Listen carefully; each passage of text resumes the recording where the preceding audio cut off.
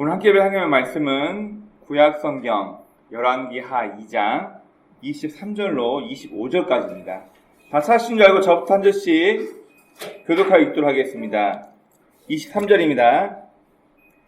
엘리사가 거기서 베델로 올라가더니 그가 길에서 올라갈 때 작은 아이들이 성읍에서 나와 그를 조롱하여 이르되 대머리여 올라가라 대머리여 올라가라 하는지라.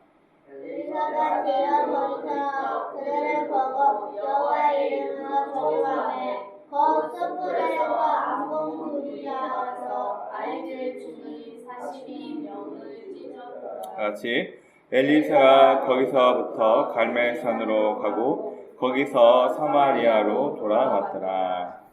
아멘. 기도하겠습니다.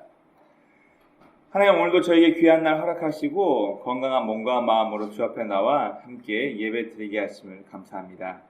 하나님, 우리 마음과 생각 가운데 감사하지 못하고 남들과 비교하면서 원망 불평했던 모습이 있었다면 주님 용서하시고, 우리가 하나님으로부터 받은 것이 얼마나 많이 있는지 이미 받은 은혜와 축복을 헤아리며 감사할 줄 아는 그런 저희의 삶이 될 수 있도록 주님 인도하여 주옵소서. 하나님, 이 세상은 빠르게 변하며 최첨단을 달리고 있는 세기대를 살고 있습니다. 그 가운데 우리의 생각이, 우리의 마음이 점점 하나님과 멀어가고 세상을 쫓아가며 인간적인 편안함과 안위함을 쫓는 개인주의가 이미 우리 사회 가운데 도래하고 있는 것 같습니다. 이런 우리의 마음을 다시 한번 돌이켜서 하나님께서 우리 각자에게 허락하신 사명과 삶의 목적이 무엇인지 명확히 깨달아 알게 도와주옵시고, 우리가 이 땅에 살고 있는 참 목적과 이유가 무엇인지를 발견하며 살 수 있는 하나님의 백성 되도록 인도하여 주옵소서. 오늘도 부족한 자가 주의 말씀을 들고 단위에 섰습니다. 약속된 하나님의 말씀을 주의 마음을 그대로 대언할 수 있는 입술 되게 도와주시고, 이 말씀이 우리의 귀로 듣고 흘러가고 없어지는 말씀이 아니라 우리의 마음판 깊이 새겨져서 이 예배 시간이 하나님과 각자 만남이 있는 귀한 시간이 될 수 있도록 이 시간을 축복하여 주옵소서. 예배 시작입니다. 마치는 모든 순간까지 우리 주의 성령께서 우리의 생각과 마음을 주관하시고 함께 하실 걸 믿사하며 우리를 구원하신 예수 그리스도 이름으로 감사하며 기도드립니다. 아멘. 네, 반갑습니다. 우리가 종종 쓰고 있는 단어 중에 원래 영어가 아닌데 영어로 자리 잡은 좀 어려운 단어가 하나 있습니다. 어떤 단어일까요? 원래 영어가 아니었는데 미국의 한 과학 사상가 때문에 만들어진 단어가 영어처럼 쓰이고 있는 단어가 하나 있습니다. 패러다임이라는 말입니다. 자, 원래 영어에 있던 단어가 아니라 이 말은 베이지 쿤이라는 과학 사상가에 의해서 처음으로 만들어진 단어입니다.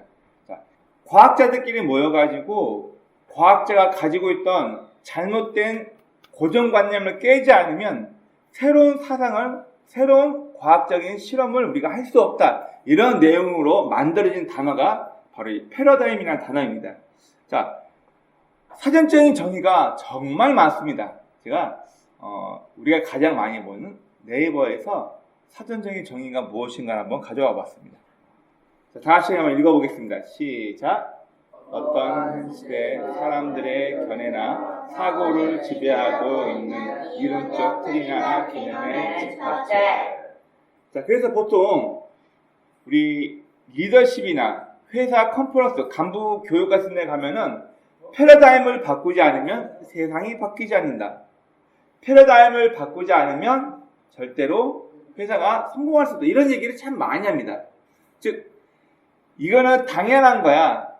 우리 시대에 이 가치관은 바뀔 수 없어라고 사람 머릿속에 이미 굳어져 버리는 그 상을 쉽게 말해서 패러다임이라고 얘기를 합니다. 자, 여러분, 우리가 갖고 있는 일종의 한 패러다임의 종류가 뭐뭐 있는지 생각해 봅시다. 자, 여러분, 좋은 게 안 좋을 수 있지만 싼 건 좋을 수 없습니다. 우리는 싼 게 비지떡이다 그런 얘기를 많이 해요. 자, 무슨 얘기죠? 그만큼 비싸니까 좋겠지. 자, 제가 한 과일을 판매하는 상점에서 실제로 들은 이야기를 잠깐 해보겠습니다.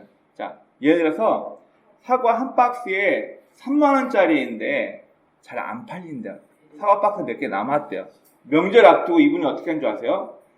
3만원짜리 사과 박스를 프리미엄 딱지를 붙여가지고 6만원, 7만원에 팔렸더니 그동안 재고로 쌓여있던 사과 박스가 다 팔렸대요. 예. 사람들 인식이 뭐냐면 비싸면 싼 것보다 뭔가는 더 좋겠지, 이런 생각으로 무조건 사고 본다는 거예요. 예. 싼 게 비지떡이다. 과연 그럴까요? 자, 후광효과, 이게 뭐냐면은 사람을 딱 처음 만났는데 허우대가 멀쩡해. 외모도 좋고 잘생겼고 공부도 잘하는데 좋은 대학을 나왔다. 그러면 그 사람의 인격이나 어떤 거 상관없이 무장해제 해버리는 게 사람들이래요. 자, 여러분 그거 아십니까? 학교에서 아이들이 왕따 당하고 친구 괴롭히고 그런 일이 발생할 때 반장 혹은 반에서 1등, 2등 하는 애들은 별로 건드리지 않아요. 왜 그럴까요? 우리 흔히 심리학에서는 이거를 후광효과, 뭔가 남들보다 특출나 보이고 겉모습이 화려하거나 준수하게 생겼으면 그 사람의 성품이나 과거와 상관없이 쉽게 마음을 줘버린다. 우리는 이런 말 많죠. 패완얼. 패션의 완성은 얼굴이다. 그 사람의 성품, 가정이 어떤 환경인지, 어떤 가치관을 가지고 있는지 상관없이 일단 얼굴이 겉모습이 멀쩡하고 학벌이 좋으면 그 사람의 성격이나 사상까지 좋을 걸 착각하고 쉽게 마음을 열어버리는 것을 우리는 흔히 후광효과라고 심리학에서 얘기합니다. 자, 또 경영에 대해서 많은 분들이 이런 오해를 많이 해요. 여러분, 연 매출 10억이 나오는 회사가 연 매출 100억이 되는 회사가 되려면 어떻게 해야 될까요? 다시요. 연 매출 10억이던 회사가 내년 목표로 우리도 연 100억을 향해서 회사 목표를 삼았어요. 회사를 10개로 세워서 동시에 10억을 설정해서 100억을 만듭니다. 어떻게 해야 될까요? 자, 회사 10개. 과거에 일반적인 잘못된 사고원을 가지고 있던 회사 경영자들은 근로자의 월급을 뺍니다. 다시요. 일반적인 가치관을 갖고 있던 과거의 경영 CEO들은 근로자들의 근로소득을 뺍니다. 많이 벌고 월급 적게 준단 말이에요. 여러분, 그렇게 해가지고 10억 회사가 100억 회사 될까요? 절대 못 돼요. 그래서 많은 사람들이 하는 얘기가 뭐냐면 회사의 운영체제와 경영 패러다임을 바꾸지 않으면 절대 그 회사가 100억 회사로 뛸 수 없다는 거예요. 그런데 많은 경영하고 있는 분들이 직원들 월급을 안 주고 빼가면서 회사 등치를 키우려고 하는데 문제는 서로 죽는 게임이 된다는 거예요. 여러분, 우리 코페르쿠스가 처음으로 지구는 둥글다 이 얘기했을 때 이 당시에 사람들은 지구를 어떻게 봤어요? 평평한 판 위에 지구가 있고 바다 멀리 나가면은 낭떠러지로 뚝 떨어진다고 얘기하고 있죠. 자, 그래서 17세기, 18세기 실제 배들이 어떤 경로를, 항로를 이동했는가 보면은 절대로 육지가 보이지 않는 범위까지를 배가 나가지 않습니다. 그래서 17세기에 발견된 배가 다니는 항로가 표시되어 있는 지도를 보면은 지구의 땅 모양 있죠. 대륙의 땅 모양과 약 15에서 16km 벗어난 그 범위 안에서만 배가 이동하며 다녔어요. 왜냐면 멀리 더 가면은 배가 세상 밖으로 뚝 떨어진다. 지구는 죽는다는 생각 자체를 못한 거예요. 그리고 우리 알고 있죠? 콜럼버스의 달걀 세우기. 달걀은 불가능한데 어떻게 세워? 이 둥근 거를 화쪽만 깨가지고 세우면 되는데 우리는 그 생각을 못해요. 그리고 우리나라 사람들이 갖고 있던 재테크에 대한 잘못된 방식. 돈으로 물건을 사놓으면 가격이 오르겠지. 여러분, 이제는 이런 재테크는 끝났습니다. 자, 한 예로 아주 유명한 학자분이 그런 얘기를 했어요. 남진과 나훈아를 비교했습니다. 여러분 보세요. 남진 씨는 자신이 만든 노래가 없었기 때문에 광고나 행사를 계속 떼어야지만 돈을 벌 수 있어요. 반면 나훈아 씨는 대부분이 자기가 만든 작곡, 작사, 곡이기 때문에 행사를 뛰지 않아도 가요 무대나 TV 앞에 나오지 않아도 매달 저작권료가 계속 나오기 때문에 돈을 벌어요. 둘 차이가 뭐예요? 과거에 우리가 갖고 있던 잘못된 재테크 방법은 돈이 되는 것만 쫓아가면 돈을 번다고 했는데 나중에 그런 시간과 형편이 없어집니다. 그래서 남진과 나은화를 비교하면서 뭐가 진짜 지혜로운 재테크냐 이렇게 이야기를 한 적이 있습니다. 자, 이 얘기는 전부 다 우리가 기존에 가지고 있던 잘못된 가치관을 깨지 않으면 결코 새로운 것을 맛볼 수 없는 패러다임을 바꿔야 된다. 패러다임을 깨트려야만 한다라는 이야기에 대해서 같이 함께 나누어 봤습니다. 자, 오늘 우리가 읽었던 본문에서는 이해가 안 되는 부분이 나와요. 여러분 보세요. 본문 23절 한번 보세요. 엘리야의 뒤를 이어서 하나님의 선지자가 된 엘리사가 베들로 올라가고 있는데 어린 애들이 나와가지고 야 대머리야 올라가 대머리야 올라가라니까 엘리사가 화가 나가지고 하나님 앞에 저주해요. 그러니까 갑자기 암콤 가장 사나운 동물이라고 얘기합니다. 새끼를 품고 있는 곰 가장 사나운 암콤이 나타나가지고 사람 42명을 찢어 죽였어요. 여러분 생각해보세요.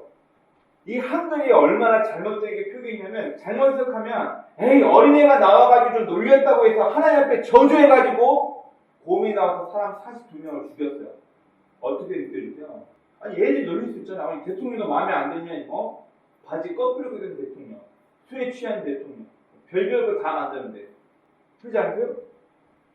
어린 아이들이 대머리라고 좀 놀렸다고 해서 엘리사는 또 그걸 못 참고 저주하면서 하나님께 기도해가지고 숲에서 곰이 나와서 어린애 42명을 찢어 죽였어요. 이해되세요?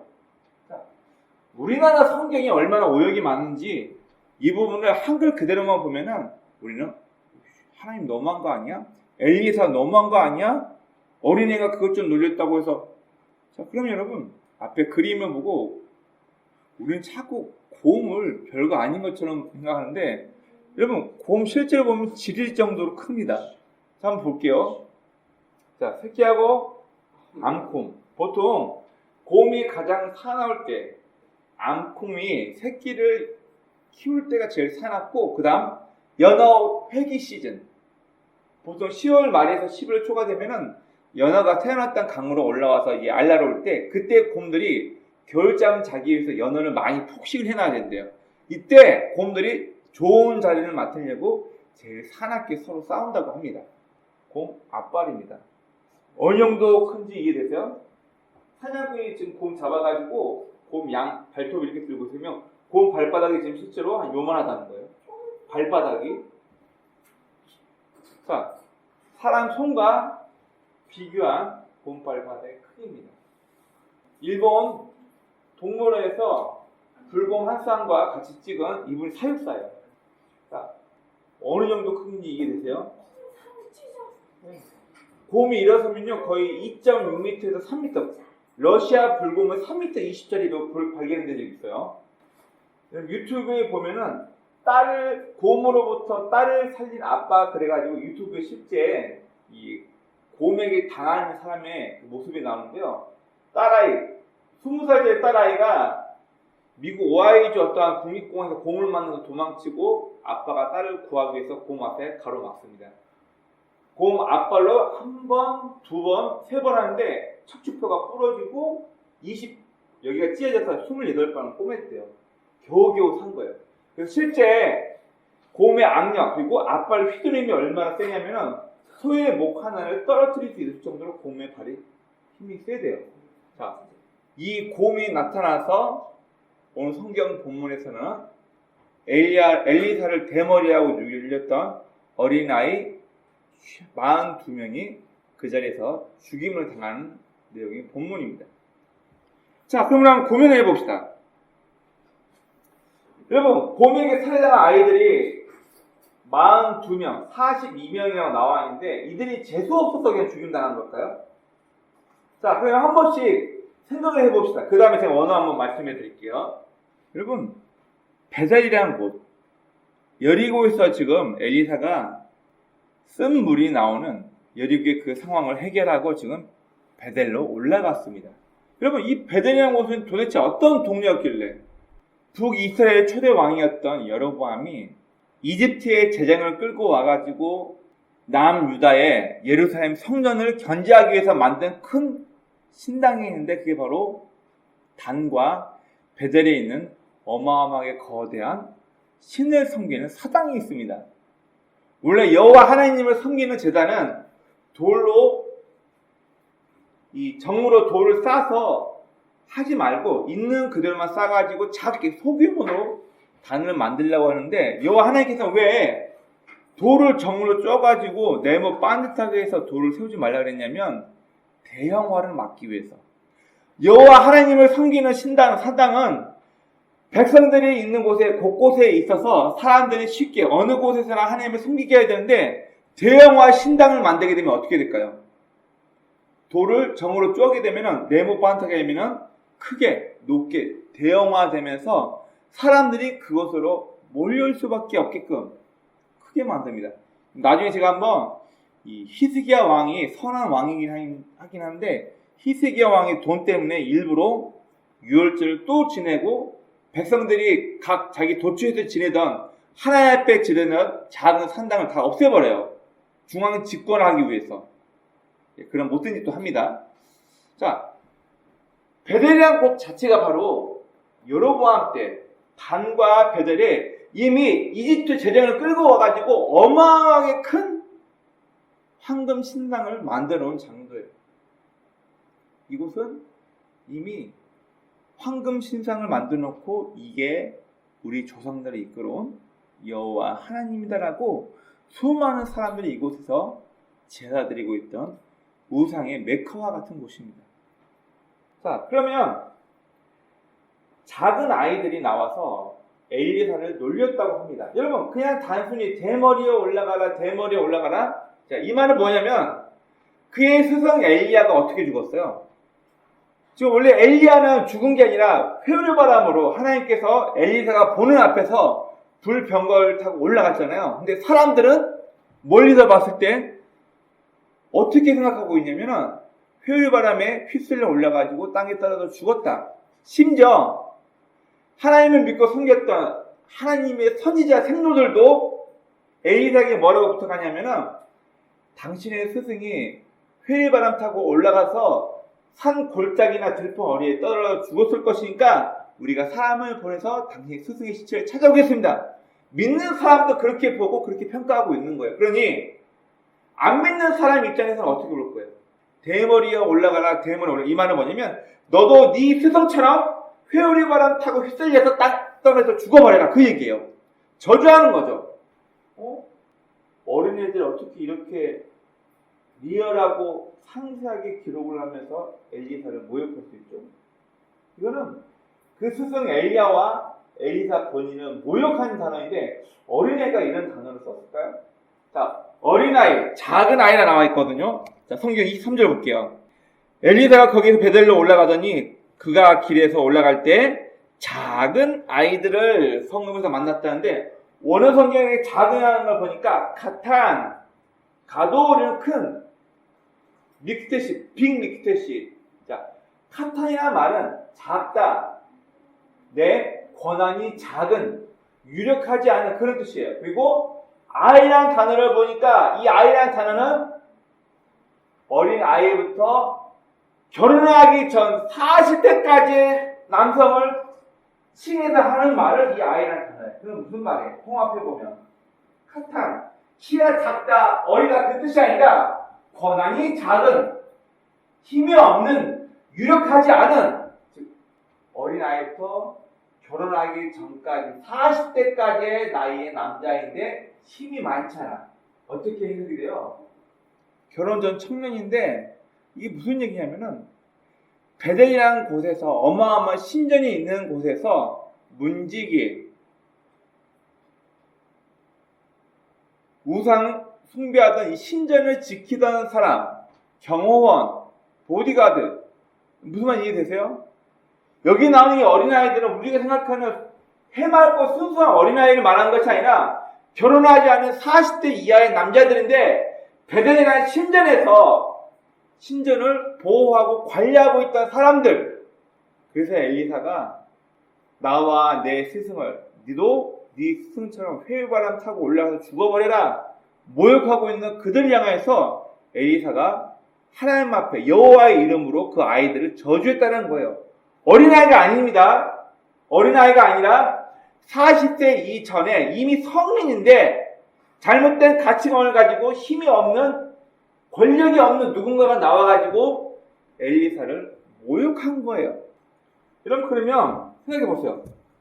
곰 2마리가 나타나가지고 사람 죽일 때 그러면 42명이 1년을 딱 서가지고 곰 나타나가지고 에이 폭 다음 너 에이 폭 다음 너 에이 폭 다음 너 다 푹 2열 팽대로 서가지고 곰이 앞에 와가지고 사람 죽일 때 한 명씩 줄지어서 곰 앞에 나와서 사람을 죽였을까요? 곰이 막 뛰어댕기면서 닥치는 대로 사람 치고 막 뛰어서 사람 죽인 거예요. 그러면 이곳에 사람이 최소 몇 명 있었다는 거예요? 죽은 사람만 42명인데 최소 몇 명 있었다는 거예요? 최소 200에서 300 이상의 그 신전에서 제사드리고 우리 사람들이 있었다는 얘기예요. 이걸 좀 쉽게 얘기 한번 해보겠습니다. 우리 성탄절 혹은 우리 4월 초파일 부처님 오신 날 한번 생각해 봅시다. 그러면 큰 절에 가면은 신도들이 어마어마하게 많이 모이겠죠. 그러면 주차 관리나 안전 요원을 하기 위해서 주차 관리 요원, 안전 요원 그리고 경찰도 몇 명씩 나와가지고 사람들 인파를 통제합니다. 지금 주차 관리 요원, 신전 지키는 사제들 그리고 이런 사람들이 지금 나와가지고 엘리사를 모욕하고 있는 거예요. 뭐하고 있다는 얘기예요? 42명만 죽인다니까 나와있는데 지금 여기는 적어도 200에서 300명 이상의 수많은 이방 우상 숭배하는 사람들이 와서 모여있는데 곰이 뛰쳐나가지고 그 수많은 사람들 모인 상태에서 해집고 다니면서 죽인다는 사람이 42명이라는 얘기예요. 그럼 쉽게 말하면 오늘 본문에 명확히 나와 있지 않지만 즉 하나님을 정면에서 부정하는 종교 집단 사람들이 많은 숫자가 모여가지고 지금 자기네들 종교 의식을 하고 있던 그때란 얘기예요. 말이 베델이지 이 지역은 이미 여호와 하나님의 손길을 떠나버려서 우상을 숭배하고 있는 우상에 특화된 지역. 쉽게 말하면 여러분 우리 신천지 본부가 어디 있는지 아십니까? 신천지 본부가 과천에 있습니다. 이만희 씨가 과천에서 태어나고 거기서 자기가 메시아임을 깨달아가지고 과천에 신천지 본부가 있는 거예요. 자, 마찬가지로 이 베델이라는 지역이 바로 하나님의 전면에서 부정하는 종교 집단들의 온산지라 그 얘기인 거예요. 여러분, 제가 오늘 본문 말씀의 제목을 지배당하는 현실이라는 제목으로 말씀을 정했습니다. 오늘 본문에서는 이미 베델이라는 지역이 여호와 하나님을 무시하고 자기네가 만든 여로보암 때 만든 금송아지를 섬기면서 종교적으로 많이 번성해서 수많은 사람들이 모여있는 이곳에 곰 2마리가 뛰쳐들어서 사상자 42명이 나왔다는 오늘 본문의 이야기는 오늘은 끝이 아닙니다. 그러면 뒤에 열왕기하 3장 말씀만 보도록 하겠습니다. 자, 말씀이 길기 때문에 다 읽진 않고 열왕기하 3장의 내용이 어떤 내용이냐 한번 보겠습니다. 자, 열왕기하 3장의 내용은 여러분이 저번에 해안고속도로 왕해도로 굉장히 중요하다고 말씀드렸었죠. 지도를 보면은 해안고속도로와 이쪽에 왕해도로 킹스 하이웨이가 있는데 이 두 개의 무역로를 누가 독차지하냐에 따라서 어마어마한 통행세와 무역을 독점할 수 있는 기회가 생겨서 우리나라 한강 이남을 우리나라 고구려 백제 신라가 먼저 차지하려고 했던 것처럼 고대 근동에서는 바로 이 레반트 지역 그리고 왕해도로와 해안고속도로를 누가 먼저 차지하냐에 따라서 이집트가 먼저 차지하면 이집트가 전성기, 아시리아가 차지하면 아시리아가 전성기, 그리고 위에 바벨론이 차지하면 바벨론이 전성기라고 학자들이 얘기할 만큼 이 지역은 너무나도 중요한 지역입니다. 자, 그런데 우리가 다 읽지 않았지만 3장 1절 본문을 보면은 모압 왕이 죽고 새로운 왕이 나왔어요. 근데 이스라엘을 배신했다. 성경에 나와 있습니다. 자, 이스라엘뿐만 아니라 고대 근동에서는 왕들이 출정하는 때가 있다고 말씀드렸죠. 다윗도 왕들이 출정하던 때에 나가지 않고 옥상에서 거닐다가 밧세바 보고 범죄한 것처럼 왕들은 필히 다른 나라에 가서 외교적으로 너 나에게 조공 바칠 거야 안 바칠 거야? 아 형님 우리 아버지가 했던 것처럼 저도 형님에게 조공 바칠게요. 이런 관계를 수립하기 위해서 왕들이 출정해서 다른 나라와 계약 관계를 맺는 날이 정해져 있어요. 그 날이 있는데 누가 배반했다고요? 모압 왕이 야 됐어. 나는 이제 더 이상 조공 안 바쳐. 우리 더 이상 니네 신앙 나라가 아니야. 이렇게 관계를 끊어버리니까 연합군이 형성돼요. 북이스라엘과 남유다 그리고 에돔 왕이 모여가지고 어디를 치러 가냐면 말로는 모압이라는 나라를 치러 가는데 뭘 빼앗기 위해서 모압이라는 나라 옆에 있는 흰사의 왕의 대로를 차지하기 위해서 연합군이 형성되어서 이 모압 왕을 치러 갑니다. 자, 그런데 이 세 연합군이 어떻게 하면 우리가 이 모압이라는 나라를 쳐서 이기고 왕의 대로를 차지할 수 있을까요? 엘리사를 찾아갑니다. 엘리사가 원래 화가 났었지만 남유다의 여호사밧이 선한 왕이었고 하나님의 말씀으로 백성들을 교육하기 위해서 굉장히 열심히 했던 좋은 왕이었기 때문에 엘리사가 뭐라 하냐면 나 북이스라엘 왕 요람 당신은 얼굴 봐서는 안 하지만 내가 여호사밧 때문에 내가 하나님의 이름으로 당신을 돕겠습니다. 검고를 가져오세요. 검고 치면서 하나님의 영이 임해가지고 엘리사가 그렇게 부탁을 합니다. 가서 땅을 많이 파서 물을 채우십시오. 이때가 비가 오는 우기가 아니라 건기였거든요. 이스라엘은 3월 말부터 10월까지 비가 아예 내리지 않는 우기와 건기가 있는 날인데 건기예요. 근데 엘리사가 뜬금없이 땅에 많이 파놓고 물을 부어 놓으십시오. 그랬더니 모압 사람들이 땅이 패여가지고 물이 고여있는 걸 보고 저 연합군들 지네끼리 싸워가지고 피마다 됐나 보다. 그리고 성을 내고 나오다가 결국 꼬임에 넘어가서 성이 함락 직전까지 됩니다. 자, 이제 여기서 한번 잘 보세요. 우리가 이제 이 부분 때문에 제가 열왕기하 3장을 같이 봤는데 연합군이 모압 수도까지 암만까지 쳐들어가가지고 이 모압 수도를 완전히 점령하기 직전에 모압 왕의 한 행동 때문에 이스라엘 백성들이 화를 내면서 눈앞에 그냥 기대만 꽂으면 전쟁에 승리인데 눈앞에 승리를 냅두고 이스라엘 백성들이 성질내면서 그냥 철수해버려요.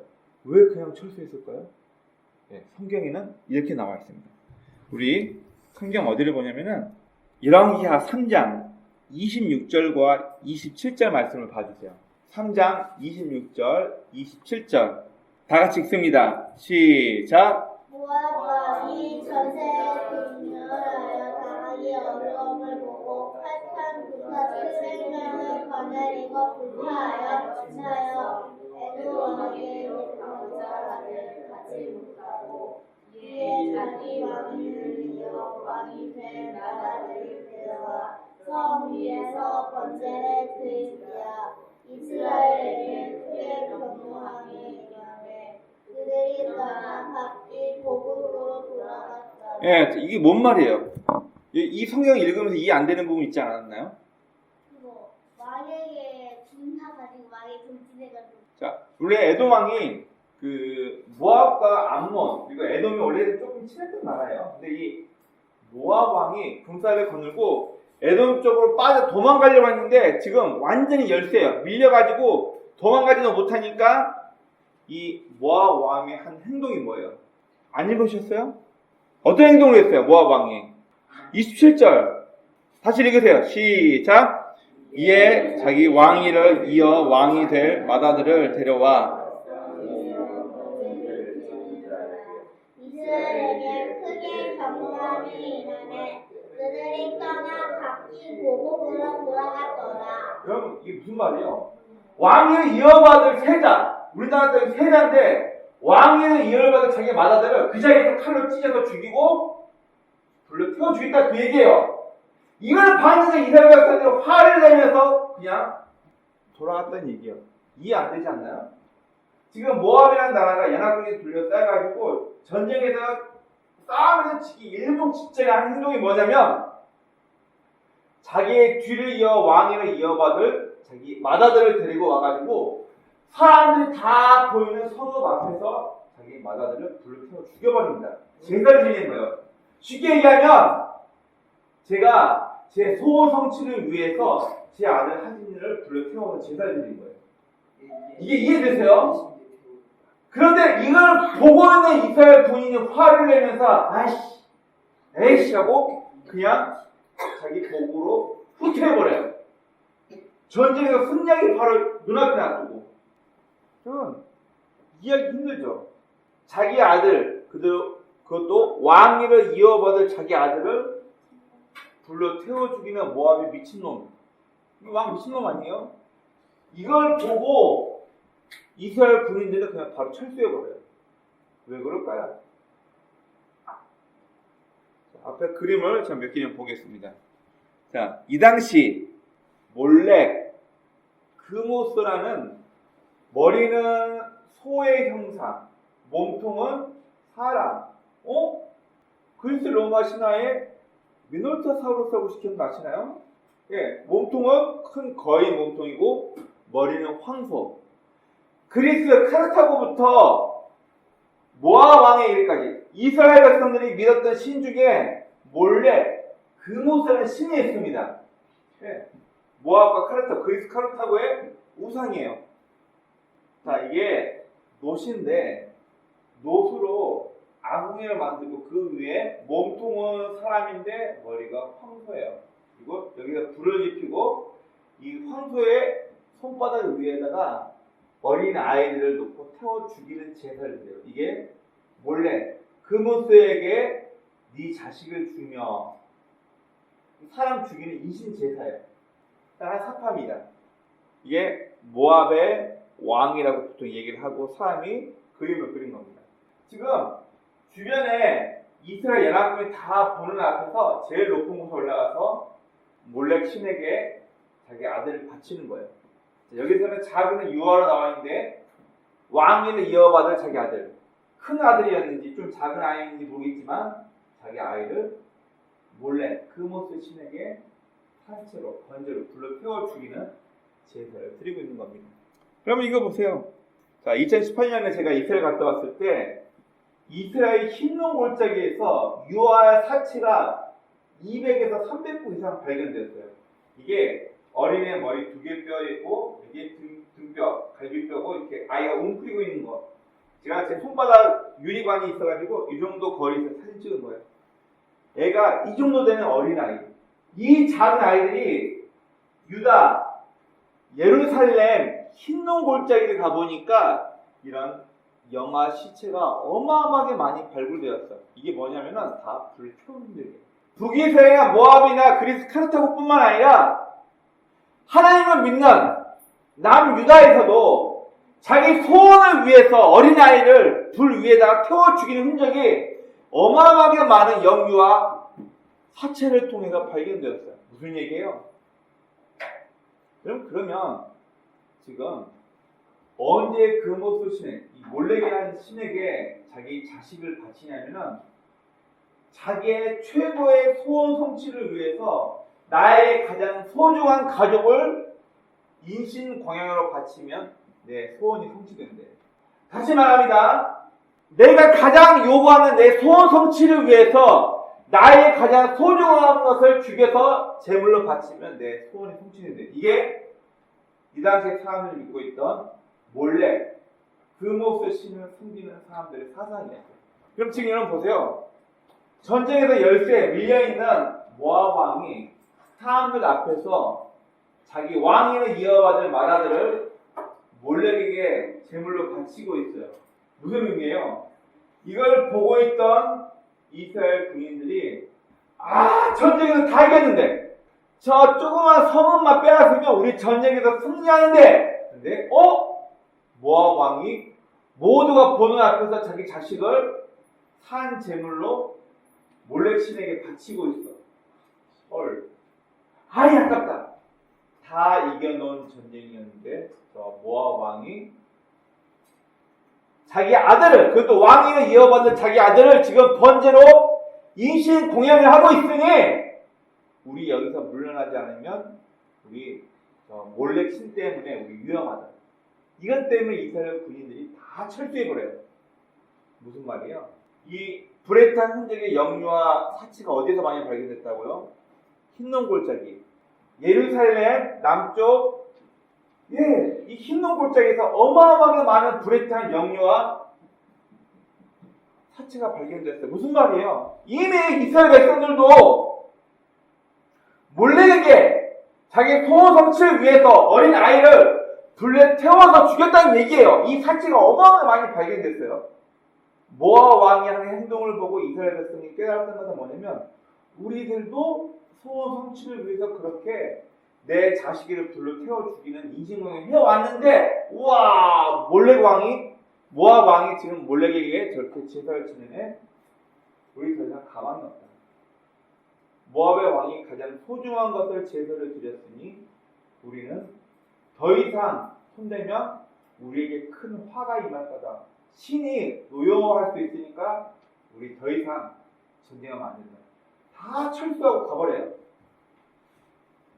여러분, 성경에 이야기만 나와 있는 게 아니라 고대 근동에서도 우리가 알고 있는 오디세이, 그 유명한 트로이 전쟁에서도 이 사건이 그대로 기술되어 있어요.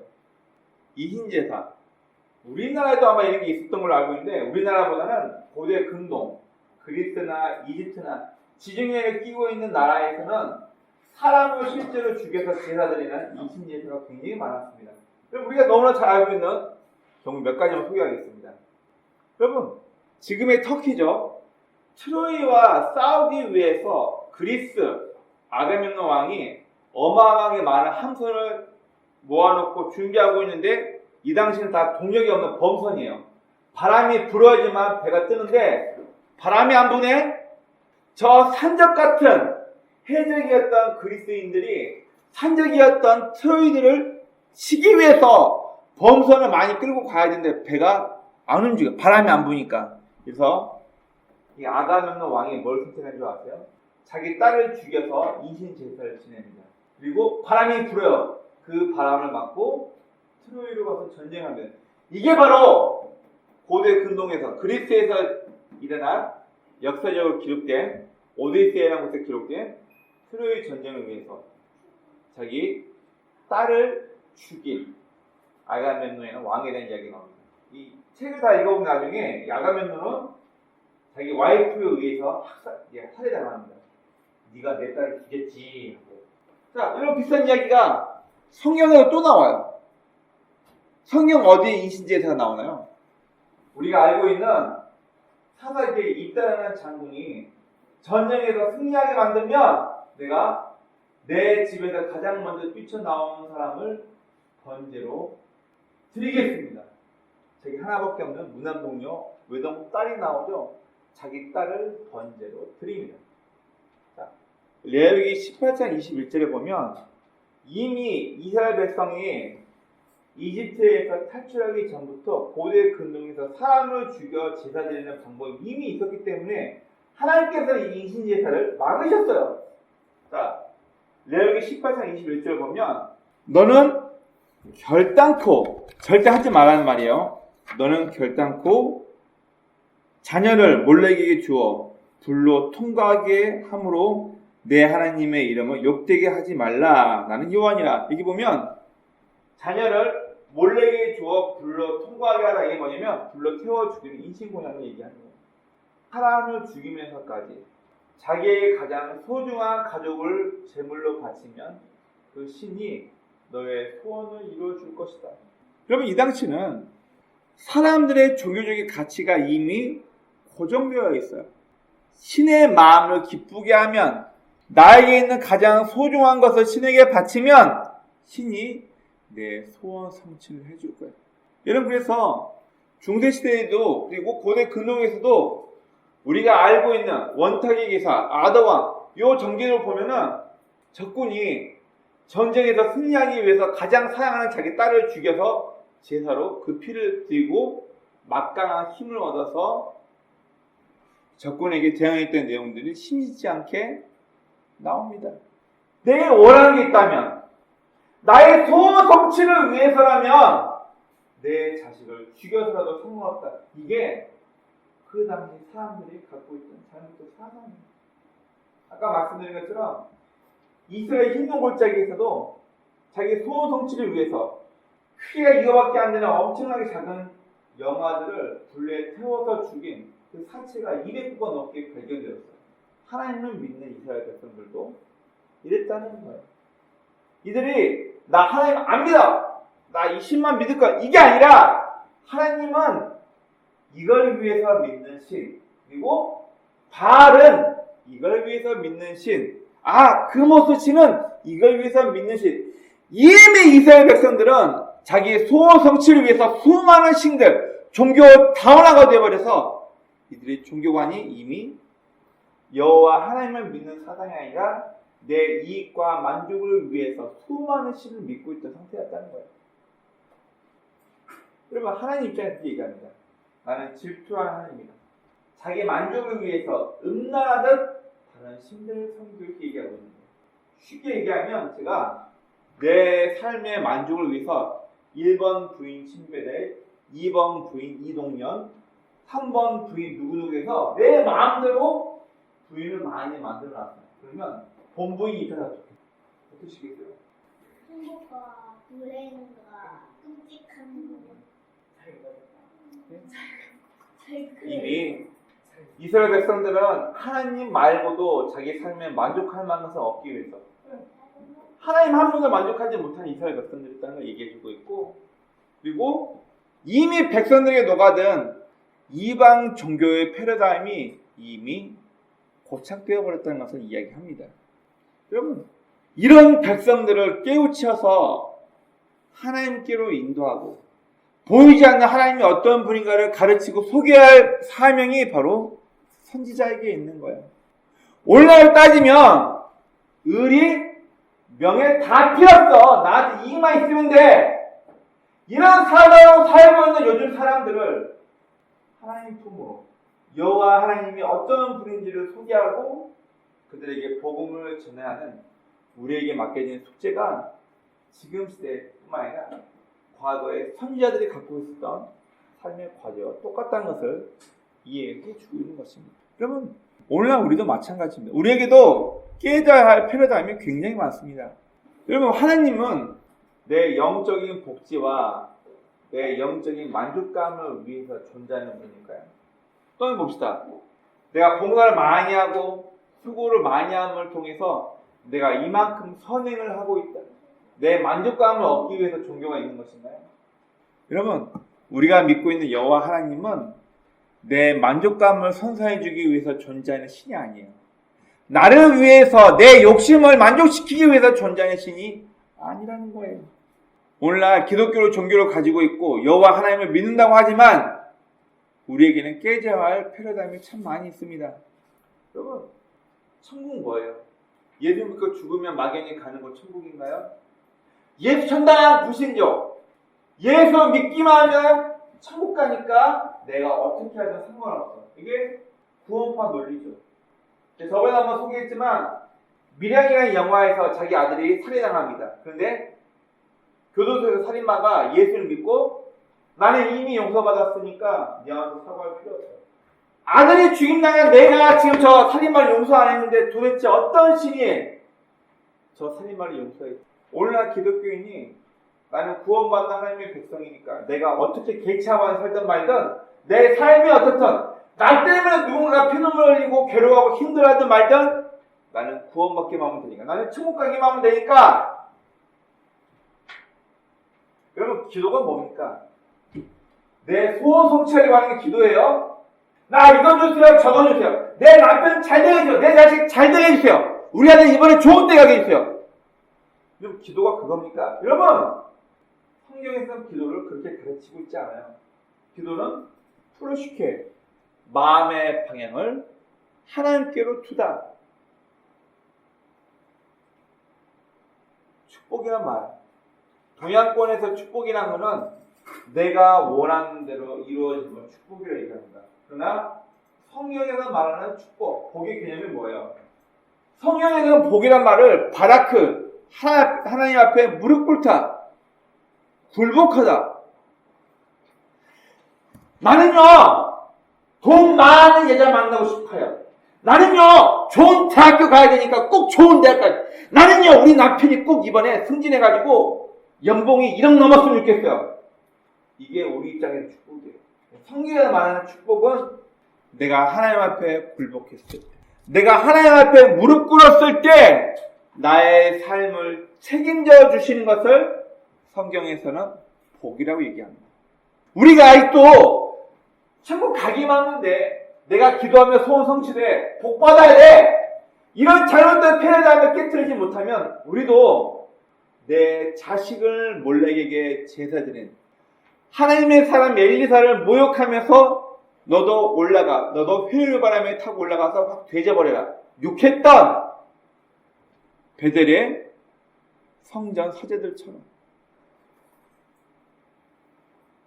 그럼 우리의 삶은 어쩌면 오늘 설교 제목처럼 이미 생각이 굳어져 있고 고정되어 버린 사람들을 설득하고 그들의 마음을 돌려서 하나님이 어떤 분인가를 알려주는 게 저와 여러분의 큰 숙제이자 과제입니다. 우리끼리만 예수 믿고 천국 가고 끝난다? 여러분, 이건 기독교가 아닙니다. 저와 여러분들, 우리 성도의 삶은 불신자들이 원하는 삶에 지배당하지 않는 거예요.